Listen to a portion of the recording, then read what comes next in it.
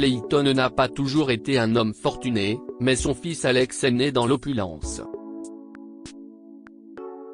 Lorsque l'adolescent a manqué de respect à son professeur de mathématiques à l'école, Clayton lui a donné une leçon sévère qui a entraîné un changement radical. C'était un mardi soir ordinaire chez Ashley, et il n'y avait rien d'inhabituel à ce qu'un homme soit assis seul à une table pour 4. Mais Clayton n'était pas un client comme les autres. Il était le propriétaire de l'établissement. Cela faisait 2 heures qu'il était assis seul et ses jambes ne cessaient de trembler de nervosité.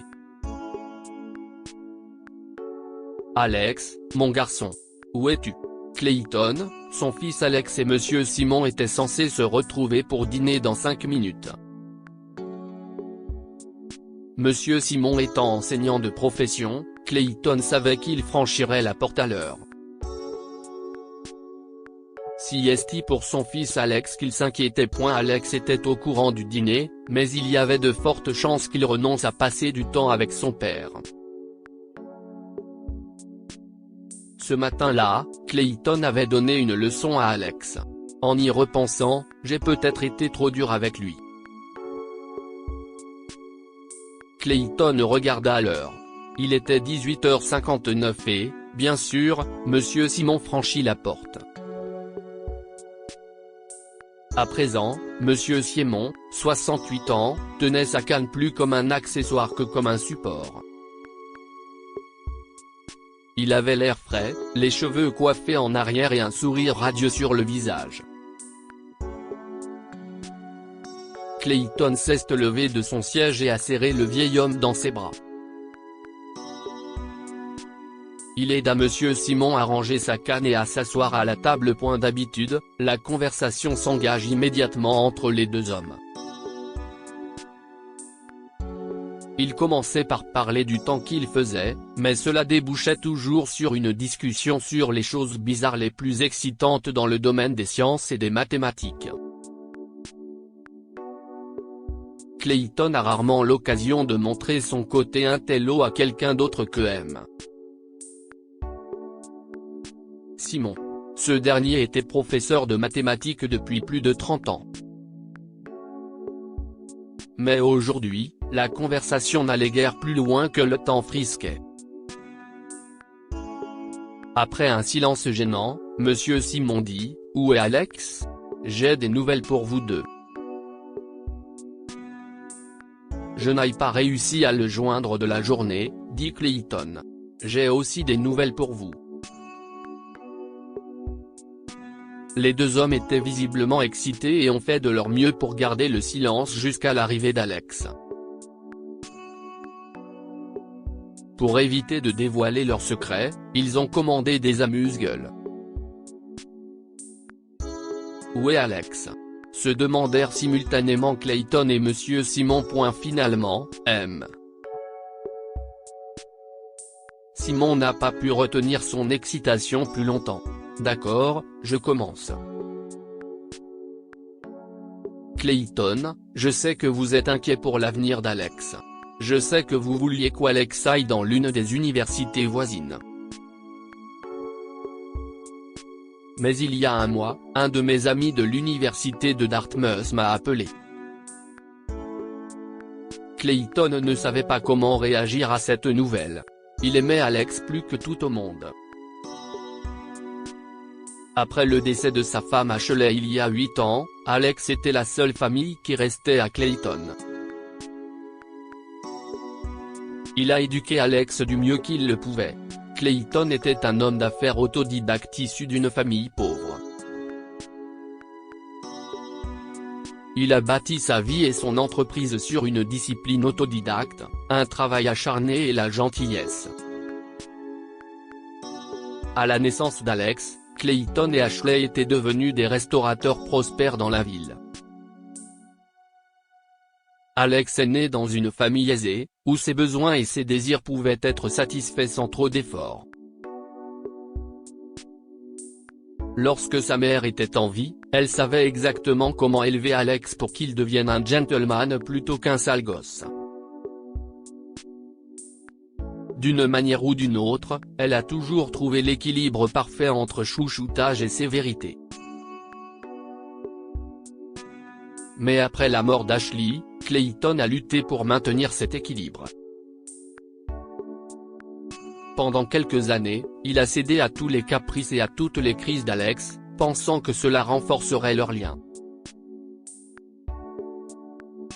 Puis il a commencé à remarquer qu'Alex était devenu complaisant et arrogant par rapport à son train de vie luxueux. Il laissait encore passer certaines choses, mais un incident a tout changé. Cet incident concerne le professeur de mathématiques d'Alex à l'école, M. Simon. Il est impossible que Monsieur Simon accepte de donner cette recommandation à mon fils. Pas après ce qu'Alex lui a fait il y a quelques mois. C'est à cause d'Alex que M. Simon marche avec une canne. Quelques mois plus tôt, Alex lui avait fait une farce qui lui avait cassé la jambe et l'avait obligé à quitter son poste de professeur. Monsieur Simon ne se souvient que trop bien de ce jour-là. Il était dans son bureau, prêt à rejoindre Alex pour effectuer un test. C'est alors qu'Alex a couru vers le bureau et l'a fermé à clé de l'extérieur. Alex, laisse-moi sortir, cria Monsieur Simon. Laissez-moi sortir tout de suite. M.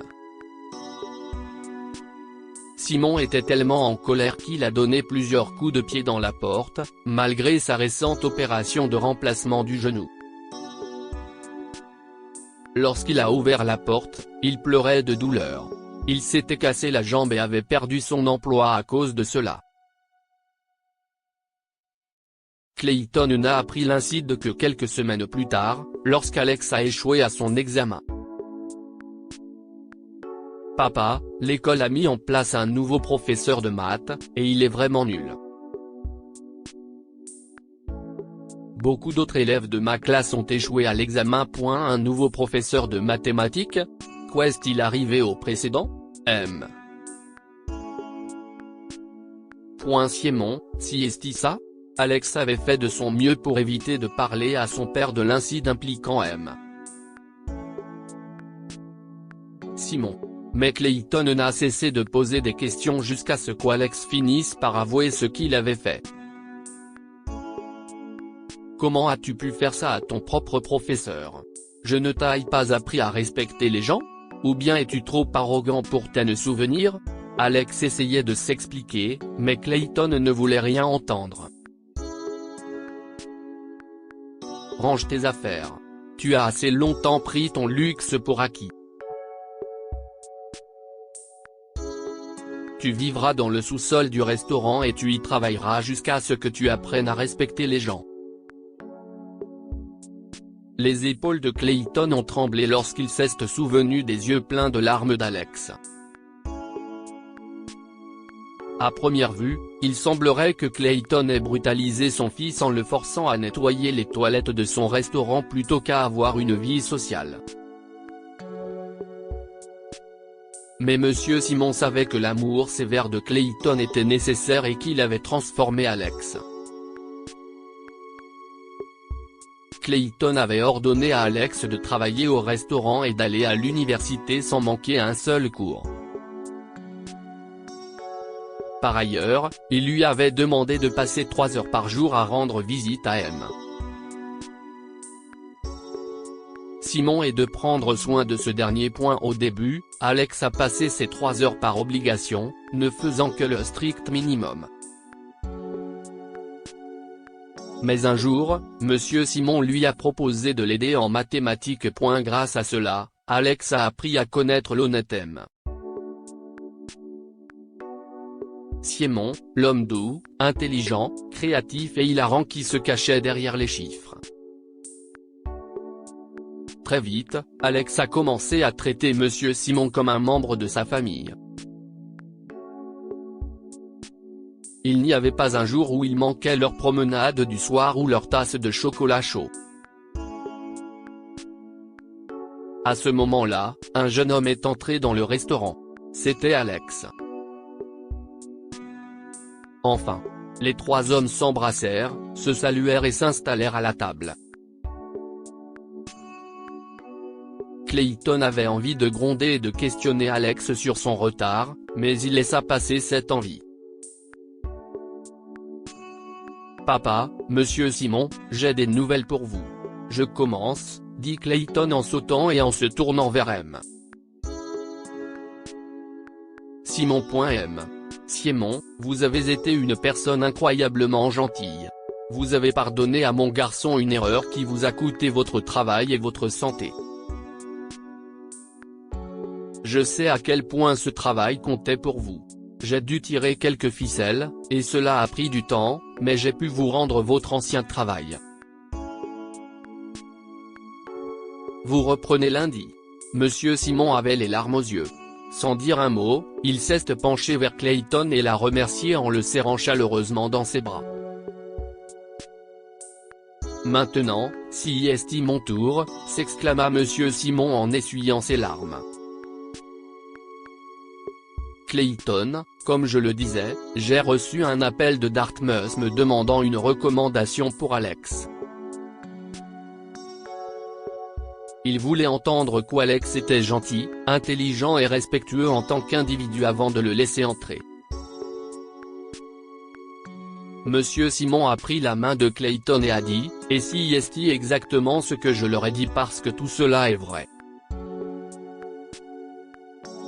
J'ai appris à mieux connaître Alex au cours des derniers mois. Il est comme un petit-fils pour moi. Et il mérite la recommandation élogieuse que je lui ai écrite. Enfin, si est mon tour. » Les trois hommes se sont assis sur le devant de leur chaise. Quand j'ai posé ma candidature à Dartmouth, je n'avais pas confiance en moi.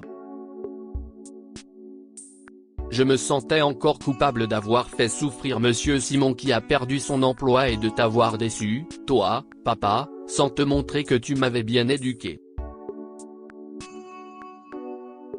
Mais maintenant, j'ai compris la leçon. Et après un mois d'attente, j'ai enfin eu des nouvelles de Dartmouth aujourd'hui. Lorsque les trois hommes se sont tenus par la main et ont pleuré de joie pendant plusieurs minutes, tous les autres clients du restaurant ont cru qu'ils formaient une famille.